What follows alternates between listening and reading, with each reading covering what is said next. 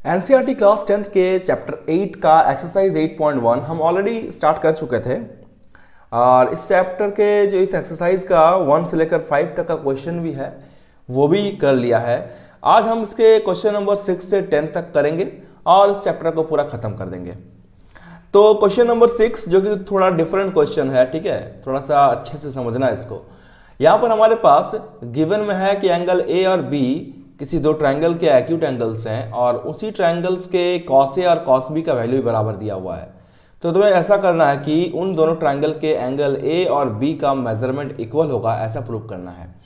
तो वो दो ट्रायंगल मेरे पास दिया हुआ है, ये है APQ और ये है BCD, और इसमें इन दोनों एंगल्स का बात कर रहा है, ये एंगल ए और एंगल बी का बात कर रहे हैं। तो यहाँ पर गिवन पार्ट में क्या दिया है, देखो गिवन पार्ट में दिया है कि cos of angle A equal to cos of angle B, और हमें प्रूव भी करना है, prove that angle A equal to angle B. तो हम प्रूव कैसे करेंगे, देखो चूंकि cos A equal to cos B मेरे पास है, तो cos ए के लिए मेरा मेजरमेंट क्या होगा, तो उसके लिए देखो निमानिक मेरा है CAH। तो इस एंगल के लिए अपोजिट साइड ये हो गया, एडजेसेंट हाइपोटेन्यूज ये हो गया, तो बचा हुआ साइड यही मेरा एडजेसेंट साइड होगा। तो डेफिनेटली हम लिखेंगे कि cos A equal to AP upon AQ, और वैसे ही cos B के लिए इस एंगल के लिए भी ये अपोजिट, ये हाइपोटेन्यूज, तो बचा हुआ साइड ये है BC। तो BC मेरा एडजेसेंट होगा डिवाइडेड बाय BD। ऑलराइट, थोड़ा सा रीअरेंजमेंट करते हैं यहाँ पर, ठीक है, ज़्यादा कुछ मेहनत नहीं है। तो AP अपॉन इस AQ को भेज देते हैं इस जगह पर और BC को ले आते हैं इस जगह पर। तो AP upon BC equal to हो जाएगा मेरा AQ अपॉन BD, और हम मान लेंगे कि let AP upon BC equal to AQ upon BD equal to K। हम मान लेते हैं कि ये किसी एक वेरिएबल के बराबर है इनका वैल्यूज। तो सबसे पहले क्या होगा कि AP जो होगा वो बराबर हो जाएगा, इस BC को भेज देंगे इस साइड, तो हो जाएगा K इंटू BC। वैसे ही हमारे पास AQ बराबर क्या होगा बोलो तो, बिल्कुल K into BD। Very good, इतना तक ठीक है। अब चलो आगे, in triangle APQ and triangle BCD, इन दोनों ट्रायंगल में क्या करेंगे, देखो पाइथागोरस थ्योरम अप्लाई करेंगे, जहां हमें PQ बाय CD फाइंड करना होगा। तो बोलोगे PQ बाय CD क्यों सर, ऐसा क्या है इसमें? तो देखो AP बाय BC और AQ बाय BD हमने ऑलरेडी यहां फाइंड कर लिया भाई, दो साइड्स के रेशियो हमने ऑलरेडी यहां फाइंड कर लिया दोनों ट्रायंगल में। अब बचा मेरा एक साइड, तो कर लेंगे ना उसे फाइंड। इससे क्या होगा ना कि दोनों ट्रायंगल एस क्राइटेरियन से सिमिलर हो जाएंगे और सिमिलर ट्रायंगल के रिमेनिंग पार्ट बराबर होते हैं, इसीलिए A और B बराबर हो जाएगा, सिंपल, ठीक है।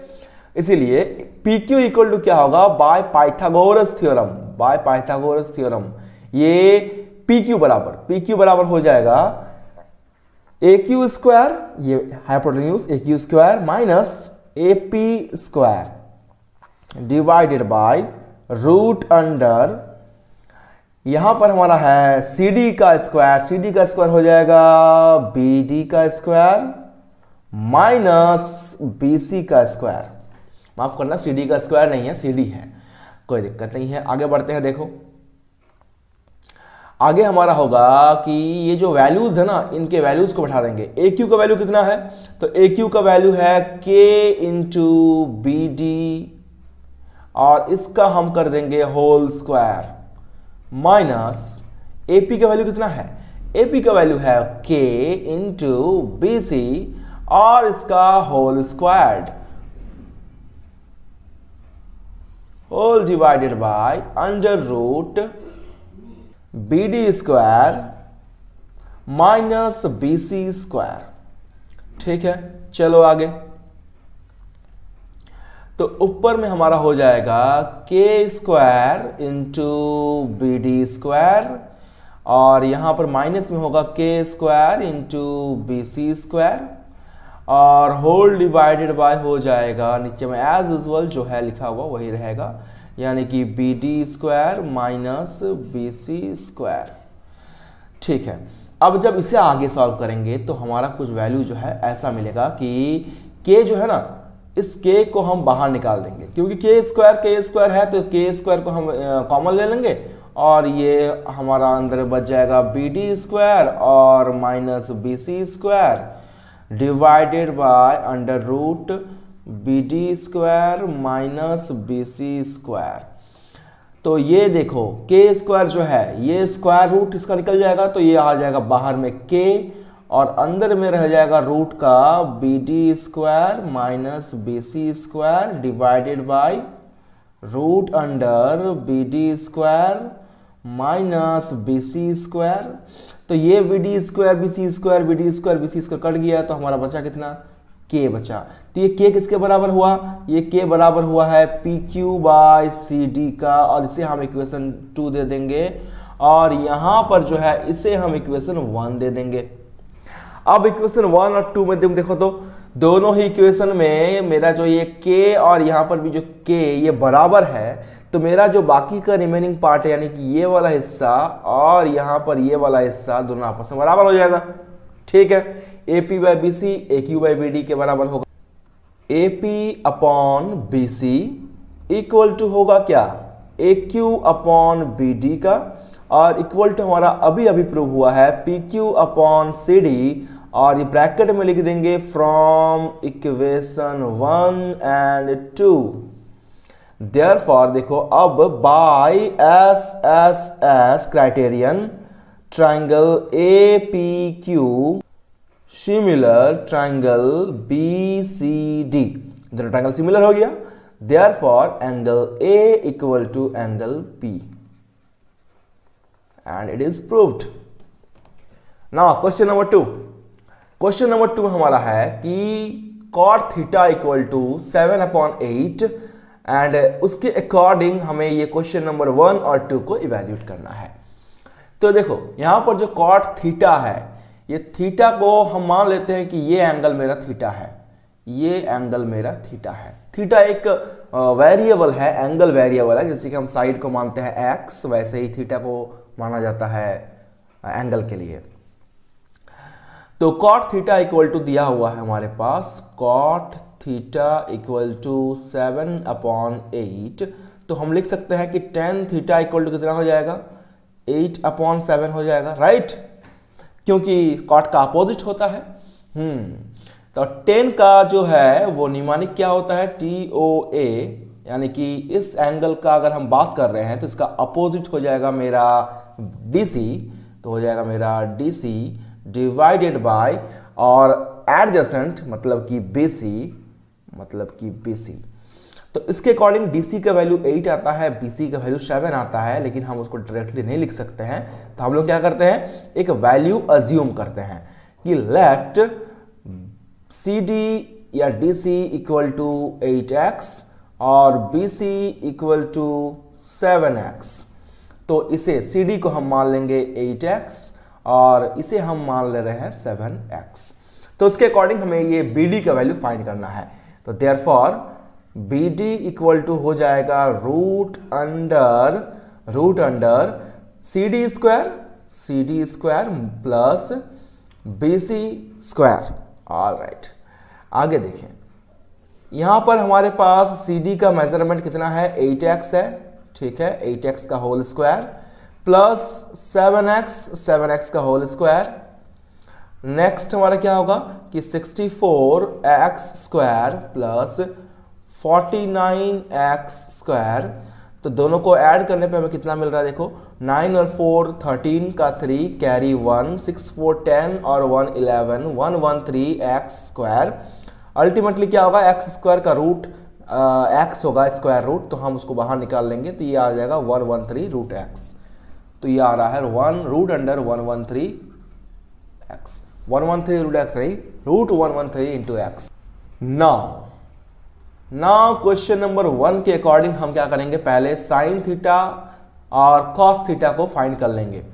तो साइन थीटा का वैल्यू क्या होगा, साइन के लिए निमानिक होता है SOH, तो हो जाएगा हमारा इसका अपोजिट होगा 8x डिवाइडेड बाय हाइपोटेन्यूज होगा root under 113x, x cancelled out तो 8 अपॉन रूट अंडर 113, ये साइन थीटा का वैल्यू आ गया। अब हम निकालेंगे कॉस थीटा का मेजरमेंट, तो इस एंगल का कॉस थीटा ये एंगल है, इसके लिए हो जाएगा मेरा 7x divided by root under 113x, तो ये x कैंसल तो हो जाएगा 7 अपॉन रूट अंडर 113।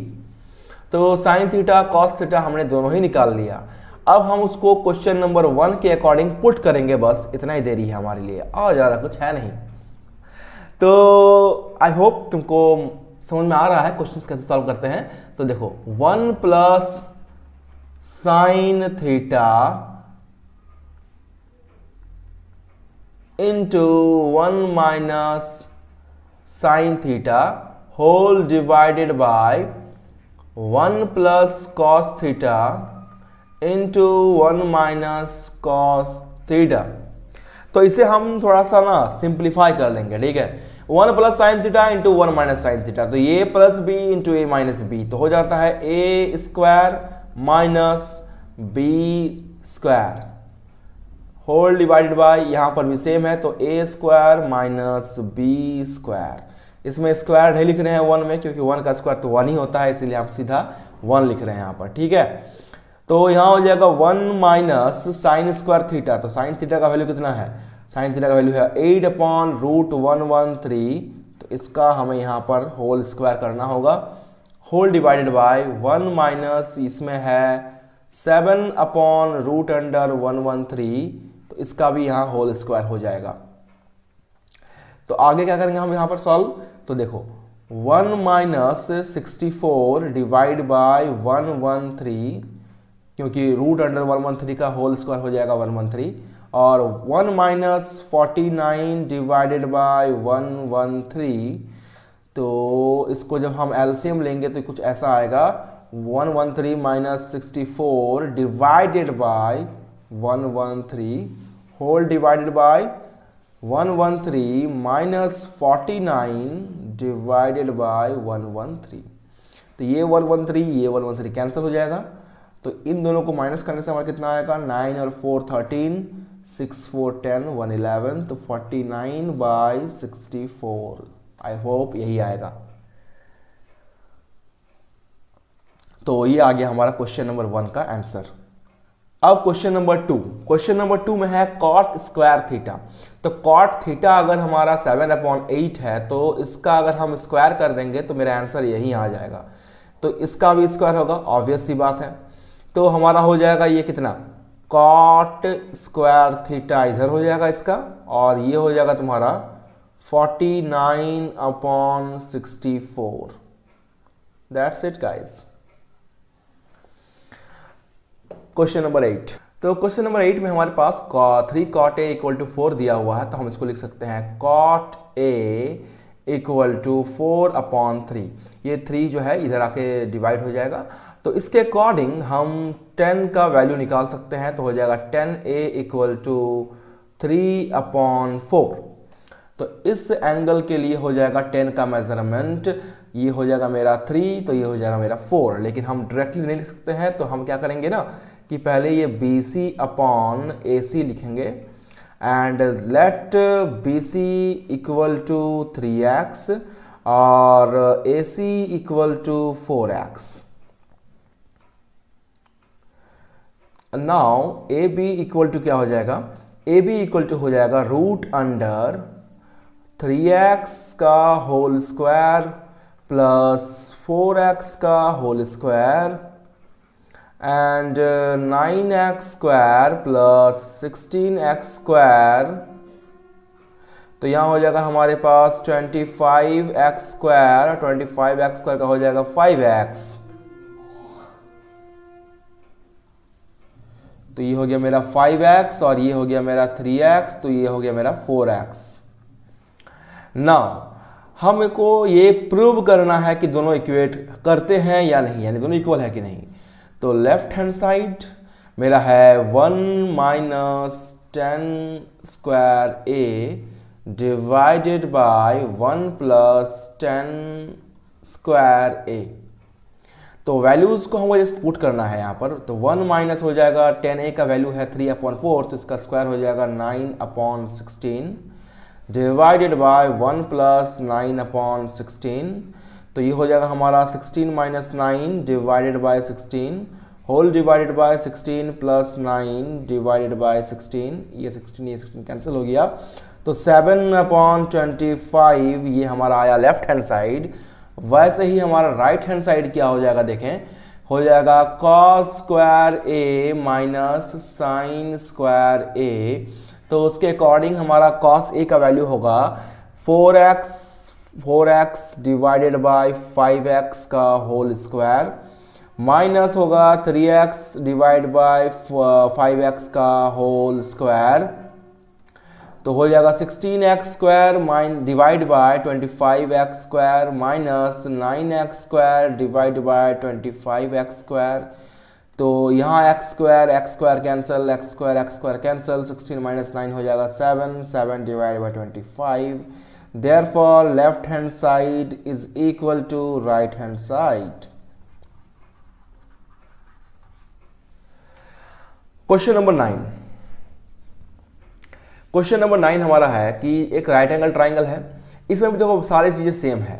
हम तुम्हें इसमें हिंट्स दे देते हैं और इसको तुम एज अ होमवर्क बना लेना, ठीक है, घर में खुद से ट्राई करना कि जो हमारा राइट एंगल ट्राइंगल ABC यहाँ पर दिया हुआ है, इसमें जो एंगल B है ये राइट एंगल है और tan A का वैल्यू दिया हुआ है 1/√3। इस एंगल के लिए वैल्यू दिए हुए हैं 1/√3, यानी कि ये हो जाएगा मेरा 1x और ये मेरा हो जाएगा √3x। तो उसके अकॉर्डिंग तुम इसका वैल्यू निकालोगे और जैसे इसका वैल्यू निकल जाएगा तो तुम easily sine A cos C find करो, cos A sine C find करो, फिर इनको कैलकुलेट कर लो। वैसे ही क्वेश्चन नंबर 2 में है cos A cos C sine A sine C calculate करो और उनके मल्टीप्लाई करो, फिर माइनस कर दो, वैल्यू आ जाएगा। तो ये क्वेश्चन नंबर 9 मैं तुम्हें खुद से सॉल्व करने के लिए छोड़ रहा हूँ, ठीक है। चलो बढ़ते हैं क्वेश्चन नंबर 10 की ओर, जो बहुत इंपॉर्टेंट क्वेश्चन है और बहुत बार पूछता भी एग्जाम में। In triangle PQR PR plus QR equal 25 centimetre दिया हुआ है हमारे पास। PR plus QR equal to 25 centimetre हमारे पास गिवन है और PQ का वैल्यू मेरे पास दिया हुआ है 5 सेंटीमीटर। PQ का वैल्यू मेरे पास दिया हुआ है 5 सेंटीमीटर। बाकी इन दोनों का जो मेजरमेंट है सम दिया हुआ है 25। तो हम एक बात पता कर सकते हैं इससे कि PR इक्वल टू हम लिख सकते हैं 25 minus QR। PR equal 25 minus QR लिख सकते हैं। Now in triangle PQR by Pythagoras theorem हम लिखेंगे कि PR square equal to PQ square plus QR square by Pythagoras theorem. अब देखो PR का वैल्यू कितना है मेरे पास, तो PR का वैल्यू है 25 माइनस QR, इसका होल स्क्वायर कर देंगे। PQ का वैल्यू मेरे पास दिया हुआ है 5, तो इसमें आप 5 का स्क्वायर कर देंगे और QR का वैल्यू नहीं दिया हुआ है तो इसको QR स्क्वायर ही रहने देंगे, कोई दिक्कत नहीं है। 25 माइनस QR का होल स्क्वायर है, यानी कि A माइनस B का होल स्क्वायर है, तो हो जाएगा सबसे पहले A स्क्वायर, तो 25 का स्क्वायर प्लस B स्क्वायर यानी कि QR का square minus 2AB equal to यहाँ हो जाएगा 25 प्लस QR स्क्वायर। देन 25 का स्क्वायर हो जाएगा 625 प्लस QR का स्क्वायर हो जाएगा QR square minus 50QR equal to 25 plus QR square. तो QR स्क्वायर और QR square same side but opposite side, इसीलिए कैंसिल हो गए और ये 625 और ये 25 मेरा इधर आने से हो जाएगा माइनस 25 इक्वल टू ये माइनस 50QR उधर चला जाएगा तो हो जाएगा प्लस 50QR। तो यहाँ हो जाएगा मेरा 600 इक्वल टू 50QR एंड इसे जब हम आगे और सिंप्लीफाई करेंगे तो होगा QR equal to 600 divide by 50 0 0 cancel, 5 12 जा 60, therefore Q R equal to मेरा आता है 12 सेंटीमीटर। इस क्यू आर का मेजरमेंट आता है 12 सेंटीमीटर। और इसी क्यू आर के वैल्यू को जब हम इस इक्वेशन में पुट करेंगे तो हमारा होगा, हम इसको इक्वेशन 1 ले देते हैं और लिखते हैं कि पुटिंग द वैल्यू ऑफ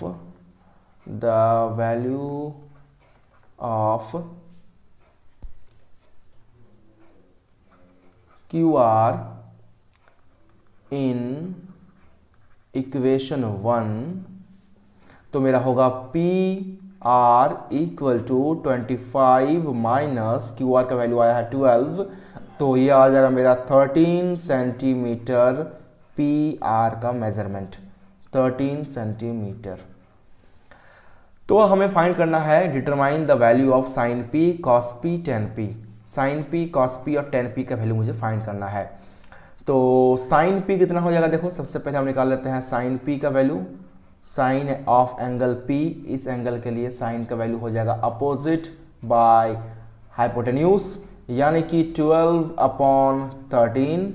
और वैसे ही कॉस पी का वैल्यू कितना हो जाएगा, तो कॉस पी इक्वल टू हो जाएगा एडजेसेंट डिवाइड बाय हाइपोटेनस, यानी कि 5 डिवाइड बाय 13, और बचता है 10p, तो 10 of angle p equal to होता है अपोजिट बाय हाइपोटेन्यूज, यानी कि 12/5, and this is the required answer.